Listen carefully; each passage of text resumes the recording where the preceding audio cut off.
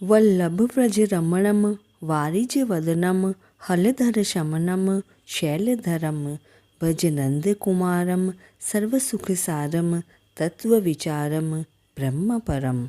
जय श्री कृष्णा, राधे राधे, श्री हरिदास। स्वागत है आप सभी का। आज हम कार्तिक मास मातम्मी के 21वें अध्याय का श्रवण करेंगे।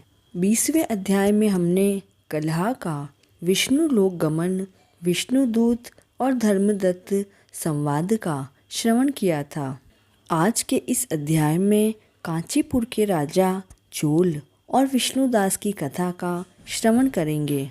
नारद जी बोले, हे राजन, इस तरह गणों के वचनों को सुनकर आश्चर्यचकित होकर दंडवत करके धर्मदत्त बोला, मनुष्य यज्ञ, दान, तीर्थ, तप आदि से दुखनाशक विष्णु भगवान की आराधना करते हैं।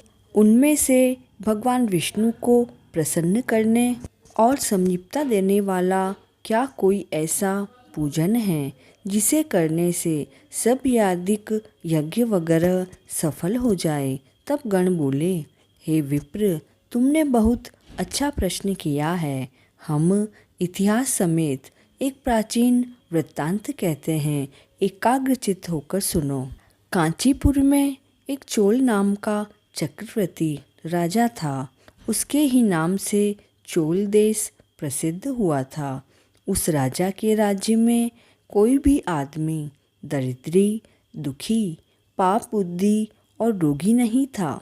अनेकों यज्ञ करने वाले यशस्वी उस चोल के स्वर्ण यज्ञ स्तंभ से ताम्रपर्णी नदी के दोनों किनारे चैत्ररथ अर्थात कुबेर के वन की तरह शोभित हुए।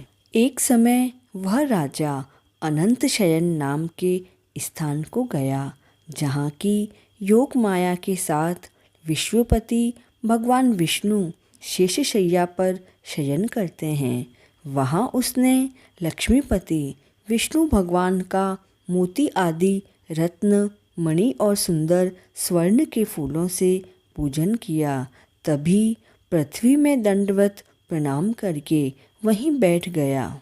उसी समय हाथ में तुलसी और जल लिए हुए कांचीपुरी में रहने वाले एक विष्णुदास नाम के ब्राह्मण को वहां आकर ब्रह्मसूक्त, सहस्त्र शीर्षा आदि मंत्रों से भगवान विष्णु को स्नान कराते हुए तुलसी मंजरी, तुलसी पत्र से विधि पूर्वक पूजन करते हुए देखा।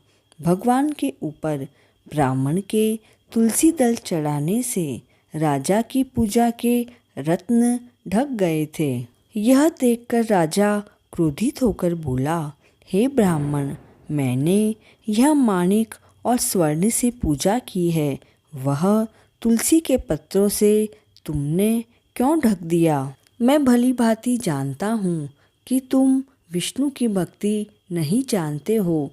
तुम ढोंगी हो जो तुमने मेरी अत्यंत ही शोभायुक्त पूजा को ढक दिया है। तब वह ब्राह्मण राजा के गौरव को तुच्छ समझकर बोला, हे राजन, तुम भक्ति नहीं जानते हो। तुम्हें तो राज्य लक्ष्मी का बड़ा घमंड है।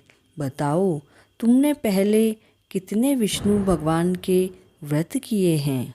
गण बोले, ब्राह्मण के वचनों को सुनकर राजा हंसकर और गर्व के साथ कहने लगा कि जो तू भक्ति का गर्व करता है, तो बता, तुझ दरिद्री की भक्ति कितनी है?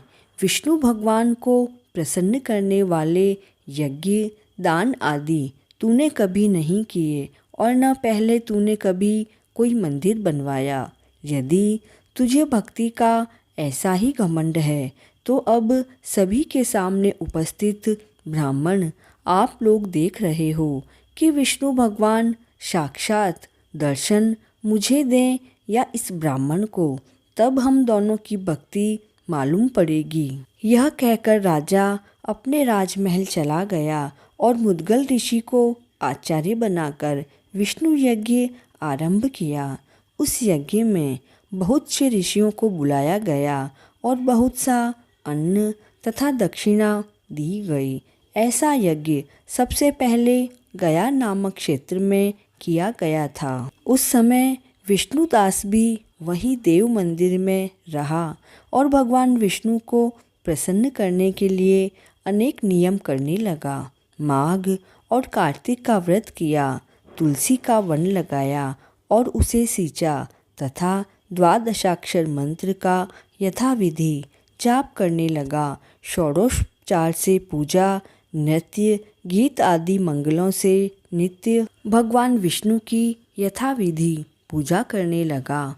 वह चलते फिरते, भोजन तथा शयन करते समय सदा विष्णु भगवान को याद करता और समदृष्टि होकर सभी में भगवान विष्णु को ही देखता था। भगवान विष्णु की प्रसन्नता के लिए माघ और कार्तिक के विशेष नियम का पालन करने लगा तथा उद्यापन भी किए। इस तरह सभी इंद्रियों को वश में करके भगवान की आराधना करते हुए राजा चोल और विष्णुदास ब्राह्मण को बहुत समय व्यतीत हो गया। कार्तिक मास मातम्य का 21वां अध्याय पूर्ण हुआ। जय श्री कृष्ण।